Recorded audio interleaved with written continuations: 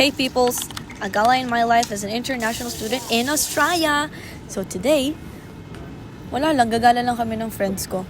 And dito, I have to do my skincare before going out kasi mainit daw ngayon. And then light clothing lang dahil nga mainit.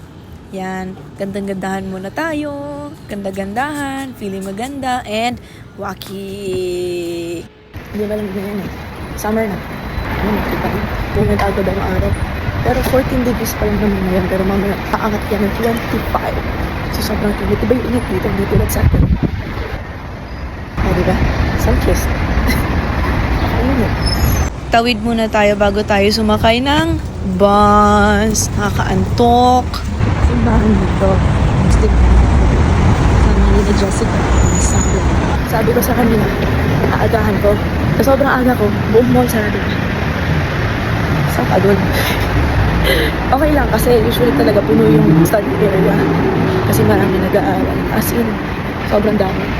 Dito, wala silang pakikinig ilang taon ka na nag-aaral. Like, for example, 35 ka na pero nag-aaral ka pa rin sa uni. It doesn't matter. Alam mo yan. No judgment. Pero talaga, iba-iba ang ano natin sa buhay. Iba-iba ang timing. Iba-iba ang best time. So, no judgment. Yan ang dapat din natin matutuhan. Hahanap ako ng pwesto, hahanap akong pwesto. There you go. Time check, 10:30. And she's here. She bought me mattress. Thank you. How much do I owe you? I don't know, to be honest. Samya's here. Done studying. Yeah. Done talking. Done yapping. Habang naglalakad kami, dumaan kami ng simbahan. Tapos ito si Samya kakagaling na sa dressing room kasi nagdasal siya. Nag-crave kami ng matcha kaya pumunta kami ng Como. I'm not sure. Matcha Como, hindi ko alam eh. And I had the matcha float. Masarap. Sobra. It's good.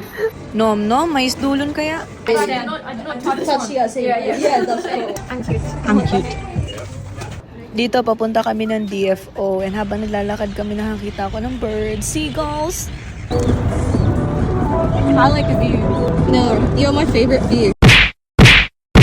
Ano yun? Shopping with no money. We're looking at this one. Did you see your husband? Bye, guys.